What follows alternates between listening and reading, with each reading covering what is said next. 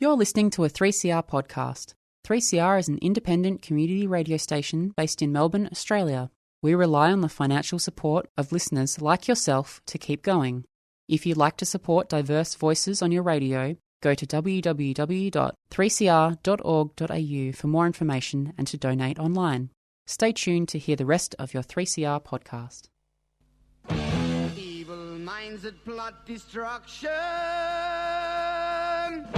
sorcerer of death's construction. In the fields of bodies burning, as the war machine keeps turning. Death and hatred to mankind, poisoning their brainwashed mind. Welcome to the Anarchist World This Week, broadcast across Australia on the National Community Radio Satellite. Listen to the Anarchist World This Week, Australia's sacred cow slaughterhouse. Listen to analysis of local, national, international events. Listen to analysis you'll never hear anywhere else.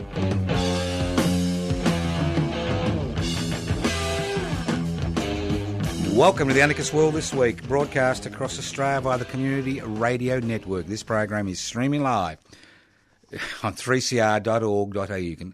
You can access the podcast at any time. So if those pesky gooses that are around on the net turn up at your place, don't despair. They may pinch your radio or shut down your internet. The program is podcast. You can go to 3cr.org.au for the podcast. Now, if you wonder what anarchy is all about, no, it's not about chaos. If you're into chaos, I suggest you join some religious or authoritarian religious group or political party. That's about chaos, when you allow one or two people to decide your future for you. Anarchos without rulers. So what is the anarchist journey? It's the journey to create a society without rulers. So let's go back to basic. What gives rulers power? What gives them the opportunity to dictate what you and your family and friends can and cannot do? It's inequalities in power, relationships. So anarchism is about breaking down inequalities in power, relations. It's about creating a society where decisions are made by people electing delegates or appointing delegates to coordinate those decisions at a local, regional, national level, possibly even internationally. Sounds cumbersome? Of course it's cumbersome. Democracy is always cumbersome. But people who are involved in a decision are more likely to get involved in implementing that decision than allowing somebody from some other planet making that decision for you. So it's about devolving power, sharing power. What else creates inequality? What else gives rulers power? When 8 people own as much of the world's wealth as 3 billion, it's inequality. You realise inequalities in wealth give people power. If you've got a few $100 billion in your back pocket, you've got a lot more power than somebody who's got 2 cents. It's very simple. So the anarchist struggle is, once again, it's about to share wealth. It's about holding wealth in common. It's about creating wealth and holding that wealth in common. What we see today is wealth being created, but a significant proportion ending up in the pockets of investors, not in the people who actually create the wealth. So, as I said, I keep saying ad nauseum, in the last 40 years, the amount of money that ends up in a worker's pocket, for every dollar that an investor invests in a business that succeeds, some fail obviously, succeeds, 2/3 returns to the investor, 1/3 returns to the worker. 40 years ago it was exactly the reverse. So anarchism is the struggle to devolve power and share wealth. It's a very simple struggle, and each and every one of us who's an activist, whether we call ourselves an anarchist or not, is involved in that struggle. So next time you hear somebody talking about anarchists with horns, well, tell them we don't have horns, we have wings. That's right, wings, golden wings. Now, I'm excited. When you're my age, to get excited is unusual, to say the least, especially when you've seen as much as I have. Being a doctor for 44 years, you do see a lot of things. And an activist for over 50 years, you do experience and see a lot of things. I'm emboldened. I'm hopeful. You know the word hope? Hope is the love child of desire and expectation. The desire for change and the expectation that change will occur. And I'm emboldened because in the 21st century, in 2019, we are awash with the digital world. We can look up any fact we like. We can see what's happening on the other side of the world. We can, gorge ourselves on the spectacle. But I'm hopeful because the children are now at the forefront of that revolt for equality, that revolt for freedom. And I'll give you 4 examples which are raging as we speak. And as the dinosaurs and the living dead in the corporate-owned media and the government-gelded ABC do somersaults about what's happening, the children are leading the way. And unlike the Children's Crusade in the 12th and 13th century when the children were sold into slavery, these children are savvy. They know much more than we did at our age because they've got access to the world. And they're not happy with what they see. But what they have done in the last few years, especially in the last few months, is move from their little darkened computers, from their iPads, onto the streets. And that's what we are seeing.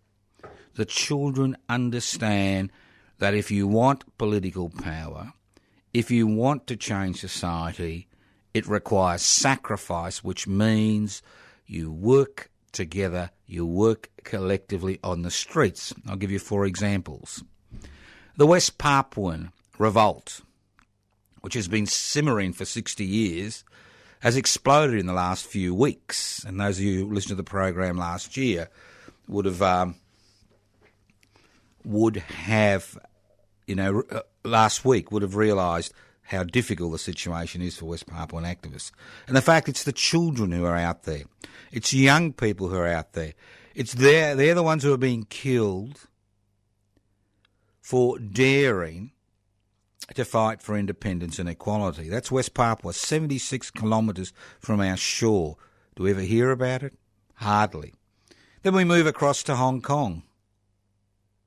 The protests in Hong Kong. Now, obviously, the protests in Hong Kong, as far as the government-gelded ABC and the corporate-owned media is concerned, is the darlings of the protests because obviously they're against the Chinese government, the Chinese, communist, capitalist authorities, whatever you like to call them these days. So somehow, they get a little bit of coverage, tons of coverage, in comparison to what's happening in our corner of the globe, although Hong Kong is our bit of our corner of the globe. In Indonesia, it's the children again, across the nation, from Kalimantan to Solo, to Sulawesi, to different parts of the archipelago, we are seeing the children come out to protest against government initiatives, against the new Parliament's initiatives to water down corruption laws, to introduce a penal code to punish people for everyday activity. As Muslim fundamentalists, dig their claws into the parliamentary representatives. We have thus seen the children. 3 have been shot dead in the last few days. Hundreds injured. As the state scrambles in order to maintain its power and authority against its own children. And then we have the situation around the world where we saw the children come out for climate change, where they told us in no uncertain words that they were sick and tired of the empty empty rhetoric, that it was time to do something. They didn't want their futures to be extinguished. And once again, it's the children, and in many regards it reminds me of 1968, when the young around the world rose up against the boredom, against the predictability, against the inequality, against the nationalism, the hatred that was being foisted by our parents and grandparents on us. And today, the clock has revolved 360 degrees, not 180 degrees, but 360 degrees. And almost 60 years later, they're back. The children are back. They're back on the streets. The spectacle isn't enough. Because the spectacle, the digital world, the fake connectiveness isn't enough to build a future on or even pay the bills. It is no foundation for a life. And everywhere we are seeing this. These are just 4 examples in the last few weeks. 4 examples.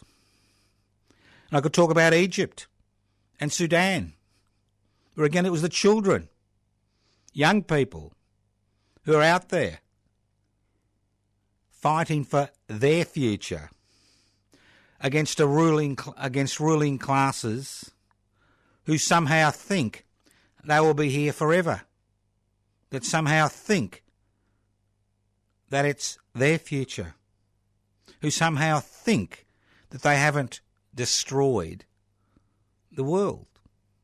Not through war, but through allowing a culture and a mindset to be developed across the world that compares corporate capitalism to mother's milk. That they think, where we're taught to believe, that it's only investors and capitalists who can actually shape the future, create wealth, resolve the issues, the problems that we face. So it is a period of great hope, because young people, as we haven't seen for decades, are once again at the forefront of that struggle for economic equality and freedom. At the forefront. And those of us who've survived the indoctrination of religious bigots and corporate capitalism, those of us who've continued to fight over the decades, waiting for this moment when the younger generation realised that the emperor had no clothes, ever had any clothes on, and that all the fawning courtiers were nothing more than fawning, self-centred, courtiers.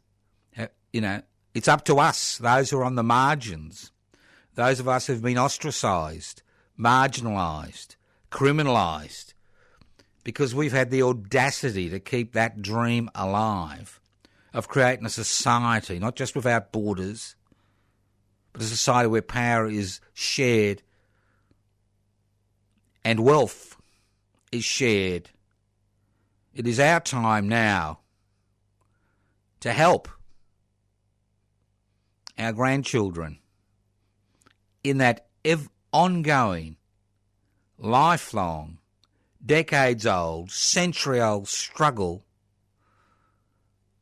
to have control over the decision-making processes, to have access to this world's resources. You're listening to The Anarchist World this week, broadcast across Australia via the Community Radio Network. This program is streaming live on 3cr.org.au. Just like to remind members of public interest before corporate interests, and you're all welcome to join, just download the application form or give me a call on 0439 395 489, or you can write to Post Office Box 20 Parkville 3052 for an application form. And we have been blessed with the entry of younger people in the last few weeks. Blessed for our efforts, not through a supreme being. Okay. So, just to remind members that midday, Saturday the 5th of October, Saturday coming, at the Unitarian Peace Memorial Church at 110 Grey Street, East Melbourne, we'll be opening up the secret ballots regarding 8 policy initiatives which have been created as a result of a year's long efforts. So the votes will come in, and we'll see whether those policy initiatives have been accepted by the membership. Because public interest before corporate interest is a direct democratic organisation. So let's move on. Now that hope has entered the studio and entered your life, let's move on. Now, you have to laugh sometime. You really have to laugh, but then you have to cry because it's so pathetic that you can laugh and cry at the same time. But I did notice a few days ago that our beloved Prime Minister, the Right Honourable Mr Morrison, Scott Morrison, and our beloved Federal Health Minister, the Right Honourable Mr Gregory Hunt, were singing a dance. They were singing and dancing. You'd think they were at a Christian revival meeting, the way they were carrying on. And what were they carrying on about? The fact that a few more drugs had been listed on the Pharmaceutical Benefits Scheme. And it was really nice to see the Prime Minister tell us that it was all because the budget was in balance. You know, they steal from the National Disability Insurance Scheme by underfunding it and then move the money across to the Pharmaceutical Benefits Scheme. And I'm thinking, this is not an aspect of life that should be politicised. This is people's lives, people who are dying of cancers. And here we are, these two dancing on their graves, telling us what great people they are because the government has put some new drugs in the Pharmaceutical Benefits Scheme. Give me a break. New drugs are put on the Pharmaceutical Benefits Scheme on a regular basis, and obviously some take a lot of push from the community to have them placed. This is a responsibility of government. It's a responsibility of government to provide health care for their citizens. And while they're carrying on about how wonderful they are because they put a few new drugs in the Pharmaceutical Benefits Scheme, they forget to tell us they've been trying to destroy Medicare since they came into office 6 or 7 years ago by underfunding it, by forcing medical practices to abandon bulk billing. And anybody who's needed to have health care through the public sector will know how difficult it can be unless it's an emergency situation. How difficult it can be. And it shouldn't be that difficult. So while they're, dancing on people's potential graves, telling us what great people they are, why don't they look at the rest of the health system? Why don't they look at their so-called balanced budget? Isn't this a perfect time for governments to borrow, to provide essential services to the community? Because what's the government for? To provide security and services. Or do they want to revert back to their, 17th century, 18th century mantra? Government is all about maintaining the power of those who exercise power through a monopoly on the use of force. We didn't have tens of millions of people being involved in struggle and tens of millions of dying in the 19th century and the 20th century in order to force the state to take on the responsibility of looking after its citizens' basic needs, to see these basic needs privatised and given away to the private sector. We didn't do that. Those people didn't die, made those sacrifices, so that governments, 21st century governments, can remove them and put them back in the hands of those people who can afford the best healthcare money can buy, afford the best education money can buy, afford, the best this and the best that money can buy. Did they die for nothing? It's quite extraordinary to see the depths that this federal government will sink in order to hang on to power.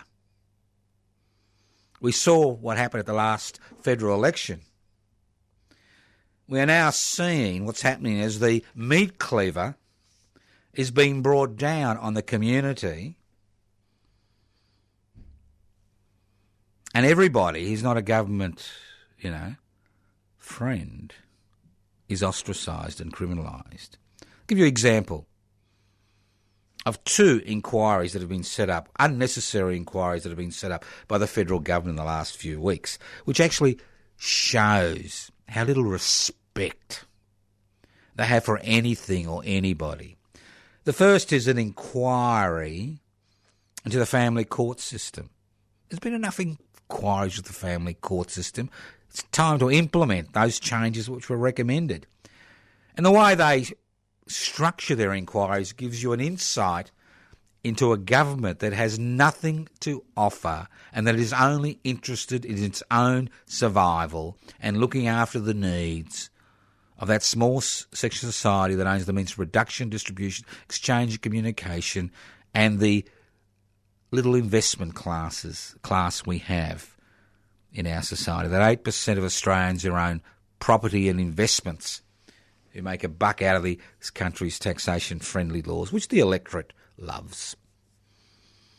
So we've got the inquiry into the family court, and we see that people are appointed whose minds are made up before they actually enter the inquiry. We're not having judicial figures, but people like the leader of Divided Nation. Boom, boom, Vice President. And then we get to the next inquiry. What is the single most successful business group in this country? And don't tell me it's BHP, because they have been advertising lately, because they only advertise when there's pressure, and I'll talk about that in a minute. It's the industry-based superannuation funds. That's right, not-for-profit, industry-based superannuation funds, which are normally trade union orientated, in some cases trade union controlled, who now provide benefits, superannuation benefits, to over 60% of Australians. So what does the government do? Who passed the Royal Commission into the banking and financial sector with flying colours, where the Commissioner said their behaviour was exemplary in comparison to the private sector, who we saw brought kicking and screaming to an inquiry which showed their moral bankruptcy and their financial skullduggery. So what does the government do? It holds an inquiry. And who heads the inquiry? The head of the self-funded superannuation group, who has been fighting against industry-based funds for years. So here we have it. This is a government which has nothing to offer anybody, that is willing to set up corrupt inquiries in order to destabilise its political opponents. This is a government that's willing to jump up and down about, using the future of people with cancer in this country to promote its own political and corporate interests. As I said before, evil comes in many forms. And not everybody is evil. You can see their cloven hooves, tail and horns. Sometimes they look like decent, respectable citizens. And that's the beauty about evil. It is so mundane that it's difficult to spot and eradicate. It is to the Anarchist World this week, broadcast across Australia via the Community Radio Network. This program is streaming live on 3cr.org.au. That's right. The program is podcast. You can access the podcast by going to 3cr.org.au. My name's Joseph Toscano. You can go to a few sites if you're interested in the virtual world. If not, you can join us on a few, real things. I'd like to thank all those people who participated in the 24-hour public housing vigil, Public Housing Everybody's Vigil, outside the Victorian Parliament House last Friday. Not only did they see the grand final parade, but we had quite a significant impact on people past. And I've been involved in a lot of campaigns over the years, and I think this is one of the most successful campaigns in terms of public support. People don't know what to do, and they get a bit confused regarding government propaganda at the state and federal level regarding social housing, affordable housing, community housing, and the fact that the public housing has been removed from the lexicon. But people understand the need for public housing, so it was good to see. Now, as I said, look, if you are in Melbourne between 5:30 and 6:30 that's PM, not AM at this stage, 5:30 to 6:30 PM, we do gather outside the steps of the Victorian Parliament House. We don't actually have any politicians coming down to talk to us. We've had two independent types that have come and had a little chat, but I've never seen a member of the Labor Party, the National Party or the Liberal Party come down and have a little chat. I don't expect them either, but that's the way life is. So I'd like to thank all those people who turned up and who continue to support this campaign. This is a campaign which will run till the next state election, which will be held in 3 years' time. I think 1922 or 23. We'll be there. We're not going away. We will grow in strength. So thank you to all those who are supporting the Public Housing Everybody's Business campaign. If you want to learn more about it, you can go to the two websites or two Facebook pages, Public Housing Everybody's Business or Defend and Extend Public Housing. You can see what's lined up. Now let's move on. Next Wednesday, the 9th of October, is Peter Norman Day. Now, last year we had a lot of activity regarding Peter Norman, and not because he was an extraordinary athlete whose record for 200 metres still stands in Australia. Peter Norman was the silver medalist at the 1968 Olympics. But Peter Norman, the picture of Peter Norman with his two running mates from the US, Carlos and Smith, is one of those seminal images of the 20th century. And if you are into, search engines and you do use the internet, you'll see it's one of the 20 most important images of the 20th century. And there were a lot of things that happened in the universe in the 20th century. And just to remind you what it was all about, Peter Norman was a school teacher here in Melbourne. Good runner. He wasn't expected to do much at the Olympics. He was sent to the Mexico Olympics. He gained the silver medal. And 68, as you know, was a year of turmoil around the world, especially in the United States of America, where race relations, surprise, surprise, were a huge issue. And John Carlos and Tommy Smith, John Carlos, an Afro-American, he came first with the gold medal. Peter Norman from Australia, second with the silver medal. And Tommy Smith... No, it's the other way around, sorry. Tommy Smith first. Right. Tommy Smith first, gold. Peter Norman, silver, second. And John Carlos, bronze. This is the 200 metres. And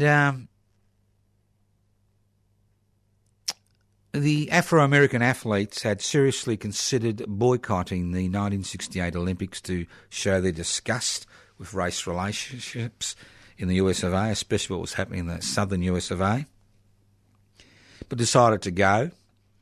And they wore a badge, the United Nations Human Rights Project. Peter Norman, a knockabout bloke from Australia, was asked, did he support the struggle for universal human rights by these gentlemen? And he said, yes. He said, I'll support you in anything you do on the dais. And on that day, when they received their medals and the Star-Spangled Banner was played, Peter Norman stood on the dais, head bowed, with a human rights badge, which they had given him to wear. And the two other runners, Smith and Carlos, raised their fists in black gloves. And for that moment of solidarity, that moment of human solidarity, Peter Norman paid the ultimate price. He was ostracised by the Australian Athletics Association. His name was mud. He got to the stage in the 2000 Olympics, he wasn't even invited to attend. And when the United States delegation rang him up to see where he'd be on the day, he said he hadn't been invited. And he became the special guest of the US at the Sydney Olympics of the United States track and field team. And when he died on the 9th of October, I think it was 2009, he was so respected, the United States Track and Field Association declared the 9th of October Peter Norman Day, a day of international human rights, a day for equality. And it was good to see last year that the athletics authorities finally accepted their most famous son back into the fold. And they'll be unveiling a statue to Peter Norman in the Lakeside region, which is the sporting region, here in Melbourne at 10 a.m. on the 9th of October, which is next Wednesday. Now, we don't want to see Peter Norman's efforts just relegated to the sporting arena. We want to see Peter Norman's efforts celebrated in an era where racism and racial inequality has become a political badge of honour for many political parties around the world, including political parties and movements in this country. And although I'll be attending the official unveiling of the statue on the 9th of October, the Peter Norman Commemoration Committee will continue to hold a 1 hour day of observance, observance period during Peter Norman Day. Because Peter Norman does not just belong to the Australian Athletics Association. Peter Norman belongs to each and every one of us. We all have a little bit of Peter Norman in us. It may have been beaten out of us as we grow up, but we all have that little bit in us which says that people should be judged by their actions, not by what they wear, what they look like, their racial origins, the colour of their skin, their sexual orientation, their sexual preference. And that what Peter Norman showed us is that the individual can make a difference. That if we see a situation which is unacceptable, that we can have the ability to step in and make a difference. And that's what Peter Norman Day is all about. So I encourage you to come and join us to celebrate Peter Norman Day outside the Melbourne Town Hall at the corner of Swanson and Collins Street. That's outside, not inside. We wouldn't be invited inside, but outside. From 1 p.m. to 2 p.m, you won't be able to miss us. There'll be large banners there for the celebration. Come and join us. Pay your respects to Peter Norman. Open microphone. Tell us what you think. You listen to the Anarchist World this week, broadcast across Australia via the Community Radio Network. This program is streaming live on 3cr.org.au. Just like once again to thank all those people who are beginning to join the West Papuan Rent Collective. I did make an appeal for new members last week, and I continue to make an appeal for new members. And it's $1 a day to join, $1 a day. Not much when you think about it, to keep the office at 838 in Docklands open. It's an organising point. It's an international organising point, the office at Docklands, for the West Papuan independence movement. And it is paid for by ordinary people, you and me. Well, I should say extraordinary people. Who else would give $1 a day to keep the office open but extraordinary people? So if you're an extraordinary person and you want to keep the flame of West Papuan independence alive, well, this is one way to do it. Once again, you can go to my Facebook page, scroll down, Joseph Toscano. You'll come across all the details of how to join the Rent Collective. Not computer literate, want to join? You can always ring me on 0439 395 489 or send me a note at Post Office Box 20 Parkville and I'll send you out the material. Because, see, the Anarchist World this week is not just about talk. Talk's easy. You know, we can walk and chew gum at the same time. Everybody who listens to the Anarchist World this week can walk and chew gum at the same time. If you're not an activist, there's no point listening to activism comes in many forms. It can be financial support. It can be psychological support. You know, there's nothing better than receiving an email or a letter or a telephone call saying, you know, you're doing a good job. I can't help, I'm too old, you know. But at least I appreciate what you're doing. So, we're activists. The Anarchist World this week is not just about analysis and commentary, which, you know, goes into the ether and disappears. It's about organising activities and to highlight different aspects of life, to promote different ideas, promote that struggle for equality, both at a political level and a social level. So if you are interested in that struggle, I encourage you to join Public Interest Before Corporate Interest. You can download the application form on PIBCI, PIBCI.net, PIBCI, PIBCI.net, or bring up, write, it's all there. It's really up to you whether we get this organisation registered as a political party so that we can actually assist the children's revolution which we are seeing breaking out around the world. Now, are you excited by the Reserve Bank cutting interest rates by 0.25%? Well, if you've got money in the bank and you don't trust the stock market, you wouldn't be very excited because you're getting nothing back. You could have $1 million in the bank and you may be lucky to get 10 grand or 5 grand if you're lucky. That's how pathetic it's become. But, you know, if you're a homeowner or you've got a loan, you'd be dancing in the street, wouldn't you? Oops. I forgot about the Christmas Grinch.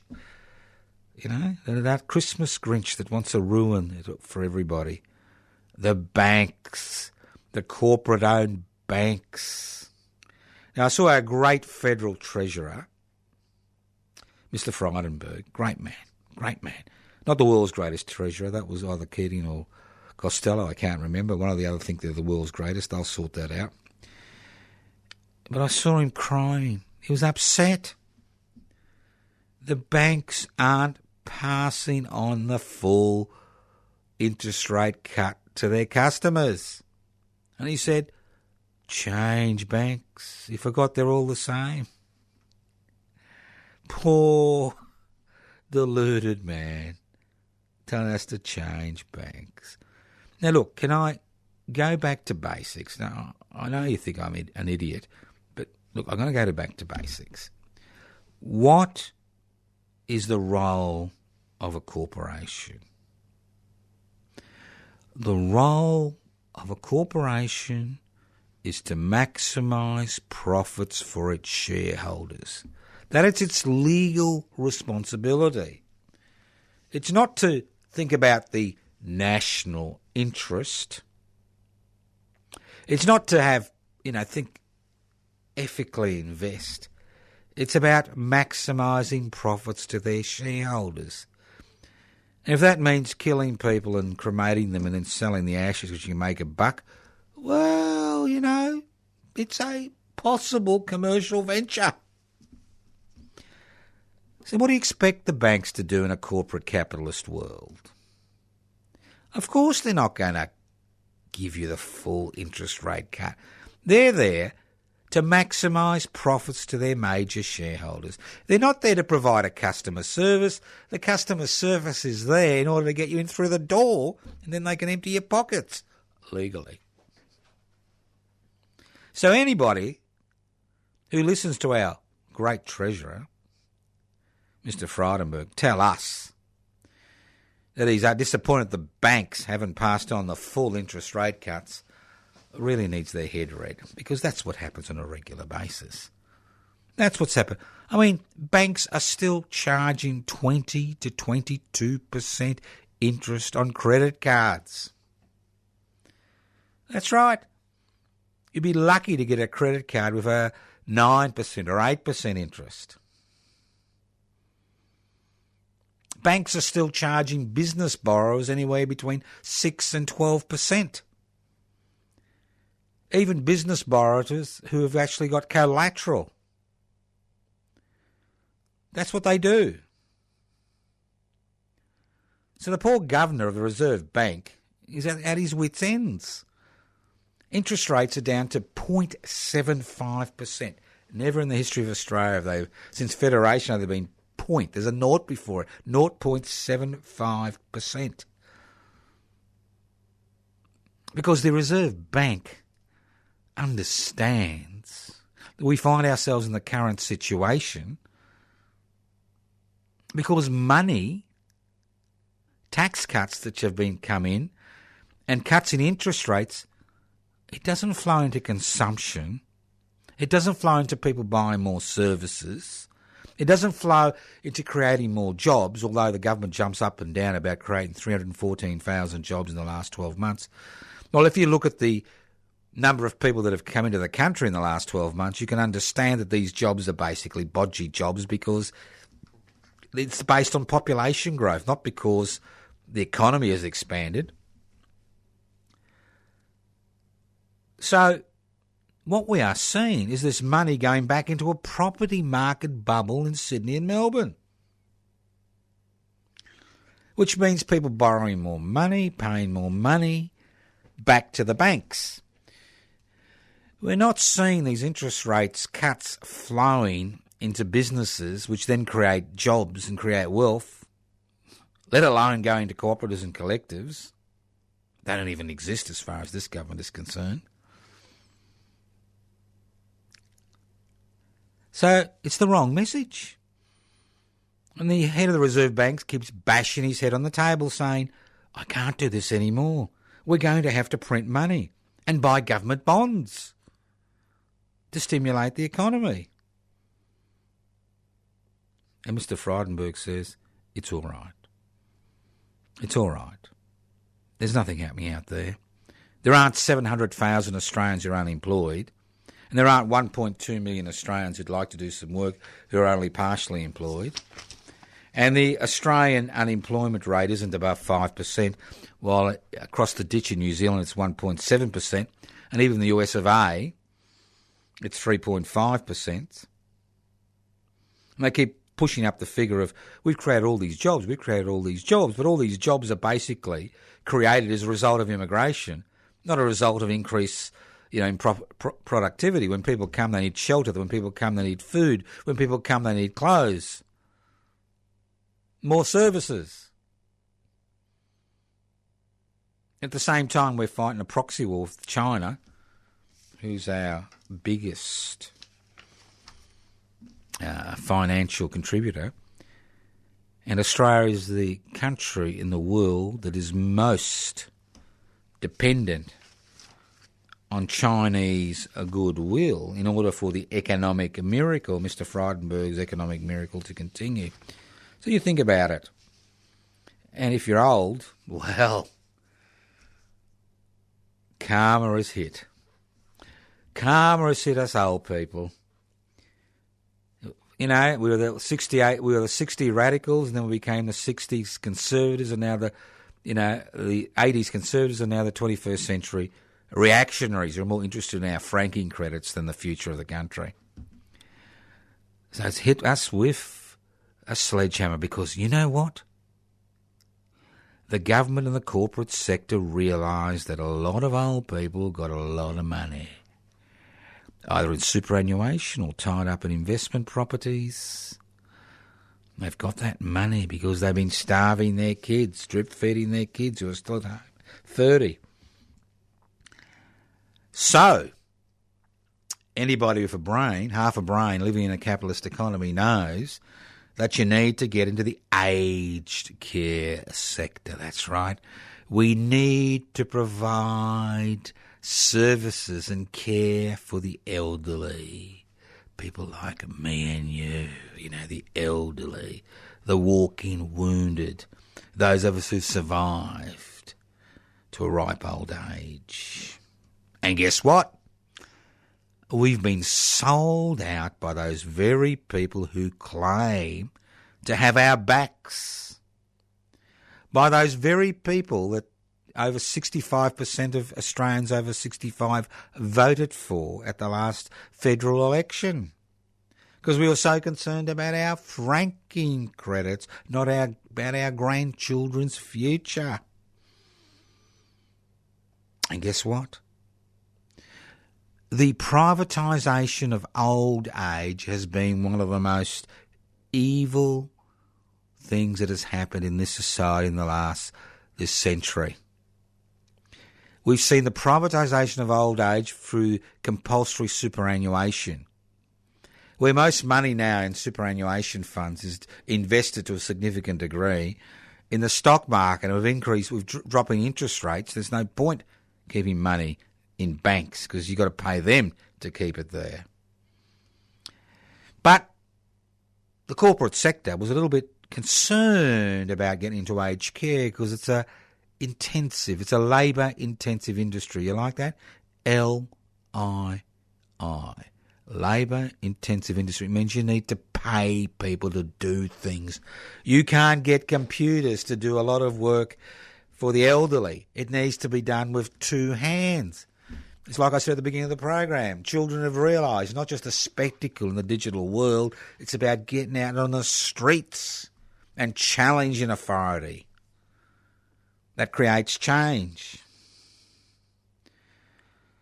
So what did they demand? The first thing they demanded was reforms, in inverted commas. Reforms actually means to make better. This is actually to make worse. And currently, legally, any aged care facility only needs one carer, that's a carer, personal care attendant, for 20 inmates. Or shall I say residents. And one registered nurse for 100 residents. So no wonder we've got an Aged Care Royal Commission into the standard of care, into the privatised, that's right, privatised aged care industry, where the same rules apply to all other aspects of life in 21st century Australia. You can buy the best healthcare money can buy. You can buy the best aged care money can buy. You can buy the best education money can buy. But if you ain't got the cash, you've got the problem. You make do with what's there. Think about it. You work all your life, you pay your taxes, you obey the laws, you put your money in your super funds, you do the right thing. At the end of the day, you get squeezed, pushed around, exploited. To the extent you need a royal commission to find out what's going on.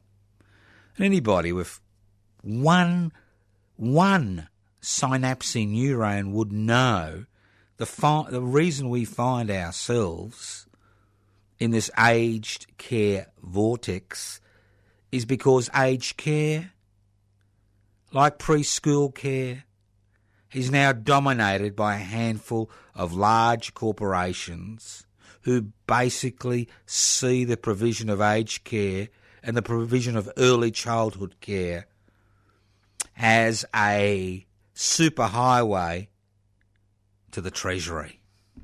as a superhighway to the money, taxes which are raised because of your efforts. Think about it. This is the Anarchist World This Week, broadcast across Australia via the Community Radio Network. My name is Joseph Toscano. I'm hosting today's program. Lots of things to talk about, but more importantly, I want you to think about agent provocateurs. Now, the situation in Hong Kong is interesting because the government, as the Chinese Communist Party, has got a very interesting program. And what it wants to do is drive a wedge between the mass of people in Hong Kong and people who are taken to the streets. And it realises that there's not many brownie points in shooting people or bashing them to death. But there are brownie points in creating a violent confrontation. And what we are seeing is the introduction of agent provocateurs as a mechanism via which to escalate violence and actually divide activists from their support base. And we see this constantly. We saw this constantly in Europe 20 years ago, when people were involved, many people involved in violent activities actually turned out to be agent provocateurs, people who are actually employed by the state to create that situation. Now, in a situation where the state has a monopoly on the use of force, and that is Australia, the state feeds on violence. It loves violence. It's what stokes it. It's what gives it the moral authority to pass harsh legislation which rips away rights and liberties which people think they've enjoyed.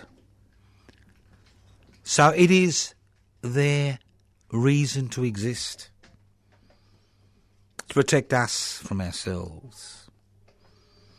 And as protest movements grow more and more significant, and we'll see this in this country in the next few years, and as more and more people take to the streets,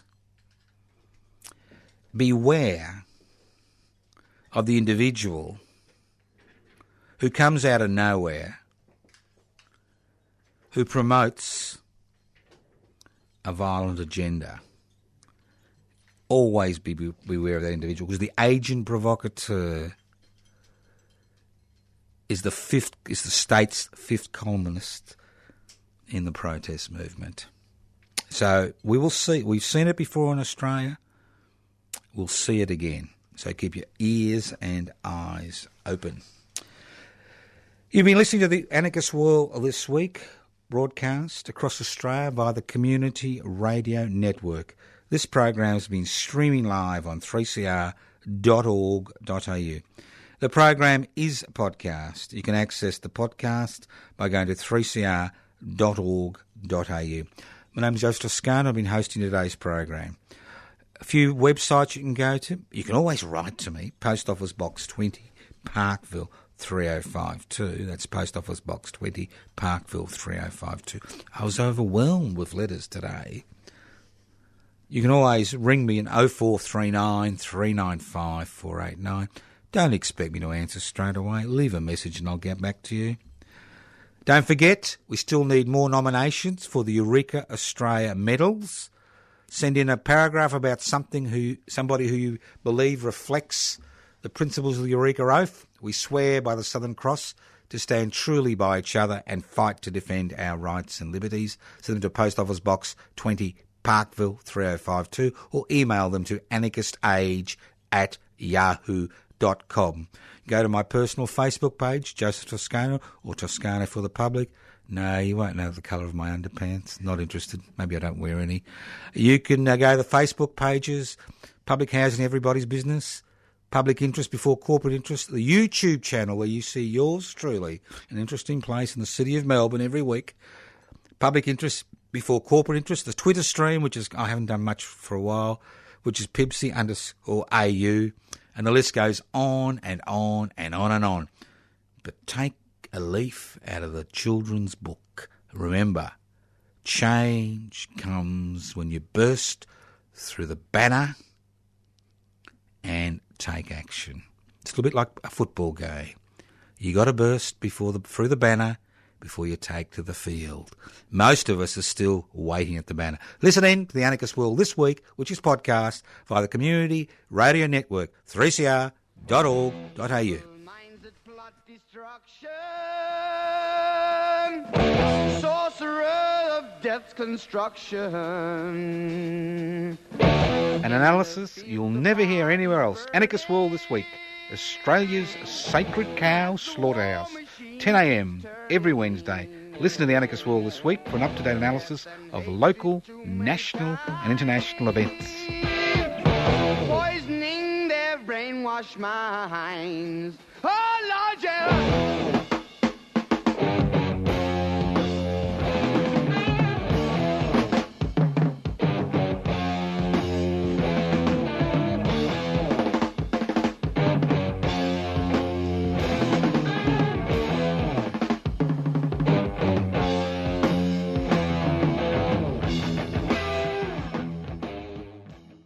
You've been listening to a 3CR podcast produced in the studios of independent community radio station 3CR in Melbourne, Australia. For more information, go to allthews.3cr.org.au.